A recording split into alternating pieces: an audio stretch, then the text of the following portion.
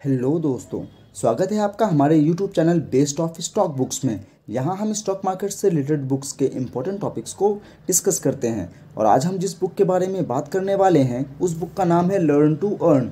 इस बुक को mister Peter lynch द्वारा 1995 में पब्लिश किया गया था। इस बुक में बेसिक्स ऑफ इन्वेस्टमेंट को बहुत ही आसान भाषा में समझाया गया है। वीडियो बहुत लंबा ना हो इसलिए हम इस बुक के कुछ पार्ट्स में डिवाइड करके समझेंगे। तो आइए शुरू करते हैं। मिस्टर पीटर लिंच अपने इस बुक में लिखते हैं कि अमेरिका के स्कूल्स सबसे इम्पोर्टेंट टॉपिक्स तो पढ़ाना ही भूल गए हैं और वो टॉपिक है इन्वेस्टिंग। इन्वेस्टिंग को स्कूलों में ना पढ़ाना एक बहुत ही बड़ी चूक है।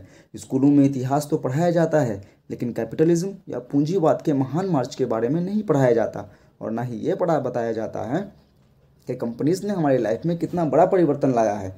स्कूलों में मैथ्स तो पढ़ाया जाता है लेकिन ये नहीं पढ़ाया जाता कि किस तरह हम सिंपल अरिथमेटिक यूज़ करके किसी कंपनी को फ्यूचर को देख सकें कि ये कंपनी फ्यूचर में किस तरह परफॉर्म करेगी और इस कंपनी के शेयर्स खरीद कर हमें प्रॉफिट होगा या लॉस। होम इकोनॉमिक्स में बजट के अनुसार तो चलना सिखाया जाता है लेकिन ये नहीं सिखाया जाता कि किस तरह हम कम उम्र से सेविंग करके अपने भविष्य को खुशहाल और आसान बना सकते हैं और इसी के साथ साथ इन पैसों को स्टॉक्स में इन्वेस्ट करके अच्छा मुनाफा कमा सकते हैं।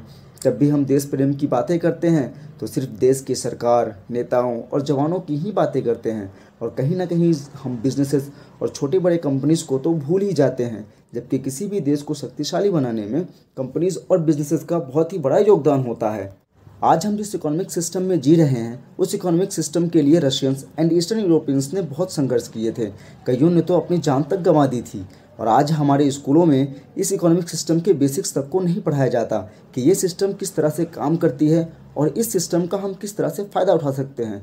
मिस्टर पीटर लिंच बोलते हैं इन्वेस्टिंग एक मनोरंजन है और इसके बारे में जानना बहुत ही दिलचस्प है। ज़्यादातर लोगों का आधी उम्र बीतने के बाद उन्हें इन्वेस्टिंग के फ़ायदे के बारे में पता चलता है और वो तब यही सोचते हैं कि काश मुझे इनके बारे में पहले ही पता चल चुका होता। फाइनेंस के प्रिंसिपल्स को समझना बहुत ही आसान है।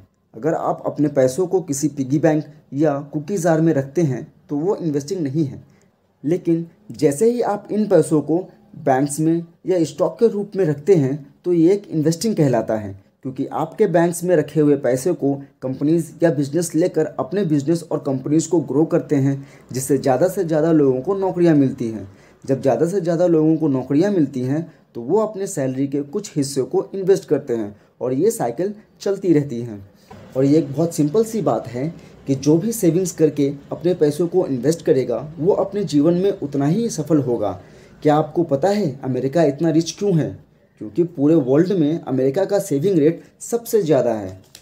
बचपन से हमें बताया जाता है कि एजुकेशन कितना इम्पोर्टेंट होता है ताकि हमें अच्छी से अच्छी नौकरी मिल सके जिसमें अच्छी से अच्छी सैलरी हो।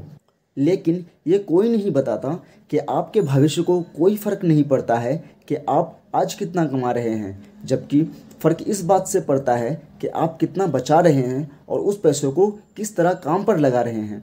अगर आप 65 के उम्र में हैं और आप इन्वेस्टमेंट करना चाहते हैं तो भी लेट नहीं हुआ है, आप बेशक कर सकते हैं। यदि आप 15 से 20 साल के हो तो 30 से 40 साल के बाद क्या होगा ये इमेजिन करना मुश्किल है। और अगर आपने आज से ही सेविंग की आदत डाल ली तो आने वाले 30-40 साल तक ये पैसे आपके फेवर में काम करेंगे, चाहे आप छोटी ही रकम क्यों ना सेव कर रहे हों।